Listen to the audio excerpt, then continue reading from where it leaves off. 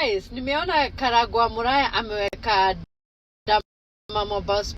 Hey guys, nimeona Karagwa Muraya ameweka Dama Mobile Spares na amesema fenye anasaidia watu, fenye ameokoa watu wengi, sio sijui ni kuokoka ama ni kuokoa watu wengi, fenye amesaidia church, fenye amesaidia watoto, hatukatai.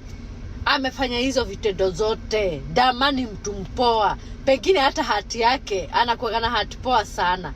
Lakini she's generosity yake imejaa mpaka na kuma. Ongezea hapo kuma generosity.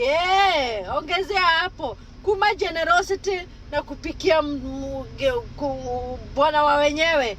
Cooking for other people's husband.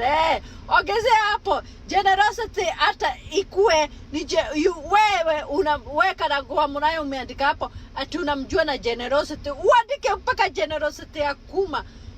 Ongezea generosity ya kuma kwa sababu yeye anakuwa very generous at in 6 days a week. Anapungurua anadigiwa kwa 6 days a week na anapika na anapatia na pesa. Generosity oyo hoketi tika wotura we. Anyway, amefanya kazi poa, tunajua na tunaelewa na tunampenda fenye anafanyaga kazi ya Mungu. Lakini hiyo generosity ya kuma na mabwana waza wenyewe, atafute bwana wake my dear. Atafute hata jijui kama hata baby daddy atamtaka anyway. Lakini anaweza pata mtu, anaweza pata tuchali tudogo twenye tuchali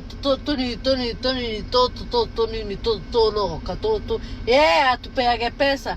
Otherwise gutire githegithikira guthie na mutumia we generosity ginya. Imagine alikuwa anaenda church, the same church na sisake in Christ Joy, na wanachekeana, wanasema amen na wanaomba hallelujah Mungu atusaidie, na unafanya bwana wenyewe 6 days a week.